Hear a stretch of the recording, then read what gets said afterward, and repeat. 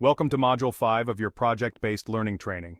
In this lesson, we'll focus on how to engage students by connecting their projects to real-world problems. By the end of this module, you'll understand how to use the UN's Sustainable Development Goals, or SDGs, as starting points for identifying relevant issues, involve experts and community members, and guide students through presenting their work to a real audience. Let's begin.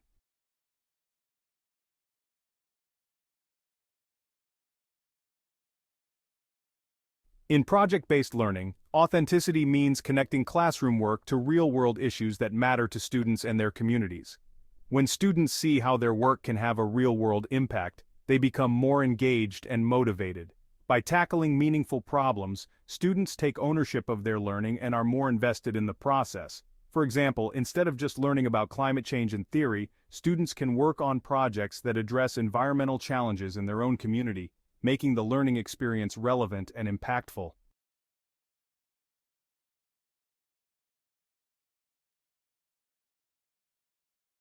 One powerful way to bring authenticity into PBL is by aligning projects with the UN's Sustainable Development Goals, or SDGs.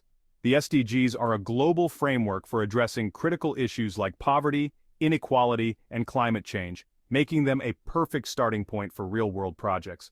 For example, SDG 7, Affordable and Clean Energy, can inspire science projects on renewable energy solutions, while SDG 5, Gender Equality, might inspire social studies projects that explore initiatives for promoting equal opportunities in education and employment.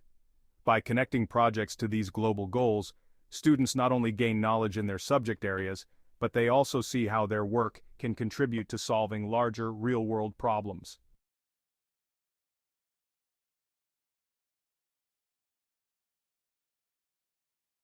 Involving external experts and community members in your PBL units can significantly enhance the authenticity of the project. Bringing in professionals from local businesses, organizations, or NGOs who are working on the same issues your students are studying adds depth and real-world relevance.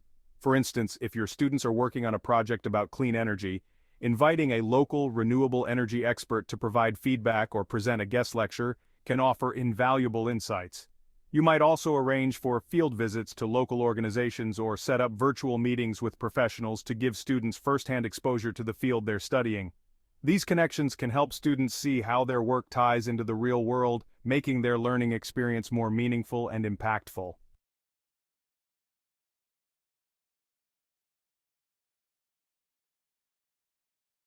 One of the most important elements of engaging students with real-world problems is providing opportunities for them to present their work to an authentic audience.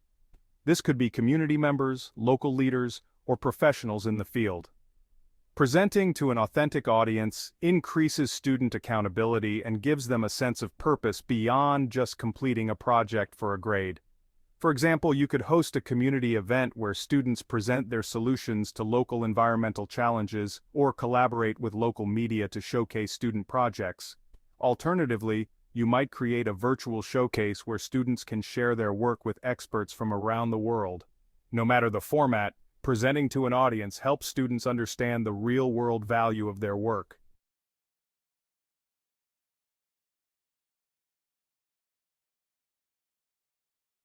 Take a moment to reflect on these questions. How can you identify real-world problems that are relevant and meaningful to your students? What opportunities can you provide for students to present their work to an authentic audience? How can you connect students to community members or experts who can provide feedback and guidance?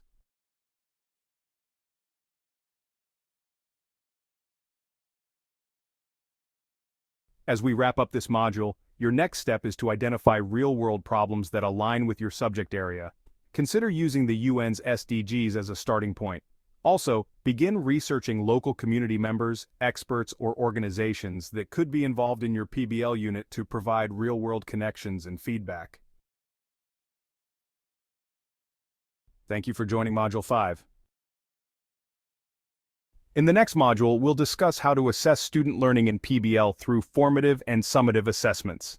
See you then.